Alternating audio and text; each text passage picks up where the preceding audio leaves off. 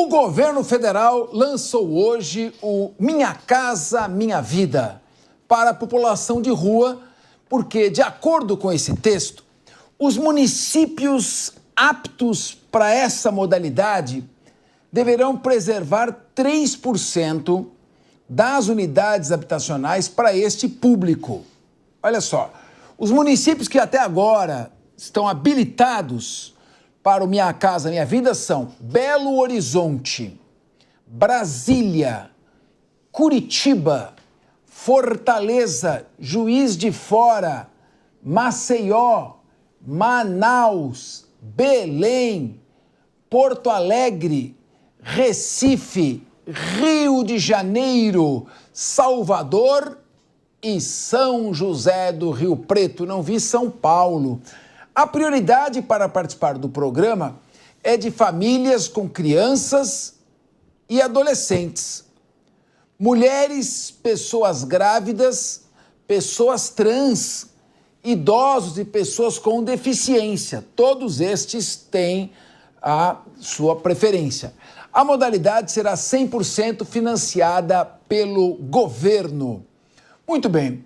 Meu querido Ricardo Rous, claro que há um déficit habitacional muito grande no país e o programa Minha Casa Minha Vida é sempre um programa bem-vindo, já que vai proporcionar financiamento para a aquisição. O que você achou de algumas dentre estas prioridades que foram estabelecidas? Qual o critério? Saúde, idade, fragilidade, vulnerabilidade? Qual foi o critério? E se você acha que teremos condições com a situação fiscal no aperto que se encontra, como é que vai ficar? Capês, primeiro ponto é dizermos o seguinte: qualquer ação que visa ajudar a tirar as pessoas, as famílias que vivem em situação de rua é bem-vinda. Dito isto, o que é importante ver que aí é mais uma peça de publicidade do governo, que se você vê, ainda tem muita informação a ser divulgada, os critérios, como serão as famílias, cidades que foram escolhidas, por que esses municípios, porque a gente tem o maior município do país, onde tem o maior número de pessoas em situação de rua, por exemplo, como a cidade de São Paulo, que não está na lista, vários detalhes que a gente não entendeu. Eu vi a fala do ministro, o ministro também falou que além da seção da habitação em si, da casa, da moradia, também tem que ter atendimento psicológico, atendimento social, atendimento... Mas minha primeira pergunta, por que já não tem esses atendimentos hoje? Por que nós estamos esperando aí desenvolver? Quem sabe? Não há hoje. As pessoas estão em situação de rua hoje, já, agora. Então a gente vê que é mais uma fala do que um plano efetivamente bem elaborado com o objetivo de diminuir a dor dessas famílias que estão em situação de rua. Então, realmente é aguardar um pouquinho para a gente poder entender um pouquinho os detalhes do programa, para saber se ele sai só de uma peça publicitária ou se realmente ele é um programa que tem uma base importante, que é sólido e que pode, de fato, fazer a diferença na vida das pessoas que estão sofrendo em situação de rua. Sólido até agora não vi nada.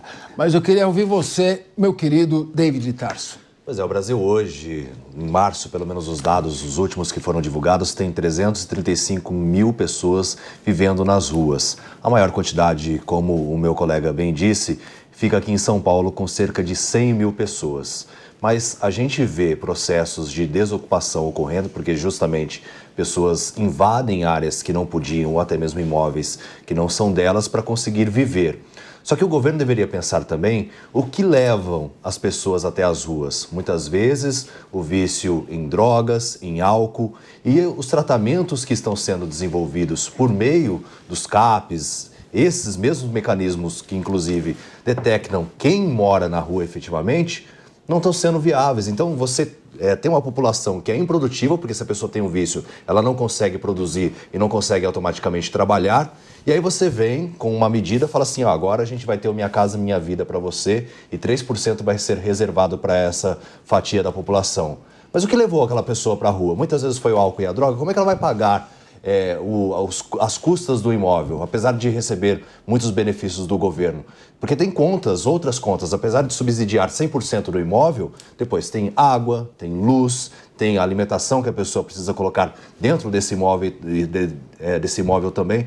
Então, são outras questões que o governo precisa ver primeiro, para que a pessoa, se torne produtiva e dessa forma consiga ter o seu próprio imóvel. Agora, ficar com essa medida populista de divulgação, que olha, vamos dar casa para quem precisa, Isso, na minha concepção, realmente não tem nem o que dizer a não ser populismo barato. Meu querido Rodolfo Maris, o programa aí pretende alcançar, até agora, faixas salariais até R$8 mil. Agora ele ampliou para pessoas que ganham até R$12 mil. Elas vão poder pegar um empréstimo de R$500 mil, taxa de juros de 10% ao ano, e aí eles podem alcançar até 120 mil novas moradias. Vai pagar durante 35 anos. É isso que está sendo anunciado. É a abertura de um crédito. Portanto, as pessoas têm que pagar. Qual a sua avaliação sobre essa ampliação do crédito para famílias de até R$12 mil, pagando empréstimos de até R$500 mil, juros de 10% ao ano, menos de 1% ao mês? Capês, eu sinceramente vejo como uma solução, nesse caso especificamente. Família que ganha até R$12 mil e que moram de aluguel e que agora tem uma oportunidade de fazer um empréstimo de R$500 mil para comprar a sua própria residência, na verdade é uma solução. Há uma jogada de marketing, uma semiótica nisso tudo? Com certeza. O Lula 1 emplacou muito fácil as suas bandeiras. O governo Lula 2 emplacou também muito fácil as suas bandeiras. O Lula 3, o governo Lula 3, tem uma dificuldade imensa de tentar emplacar algumas de suas campanhas, algumas de suas bandeiras, tendo em vista que o pé de meia foi lançado recentemente, aprovado recentemente, sem mesmo o nosso teto, o orçamento de teto de gasto aqui ter sido orçado, ter sido implantado.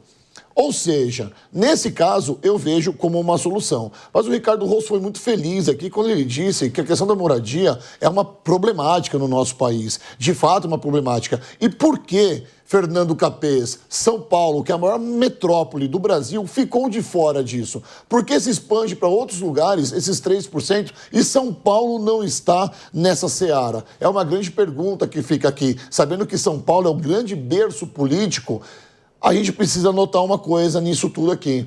Essa classe C, que sempre teve prioridade no governo, está perdendo espaço, principalmente sobre as campanhas eleitorais que estão vindo por aí, para a classe B, que agora são essas pessoas que ganham até, essas famílias, no caso, que ganham até R$12 mil. Será que é por isso que São Paulo ficou de fora? Porque talvez aproveite melhor essa carta de crédito? Eu não sei porque São Paulo ficou de fora, mas ficou de fora.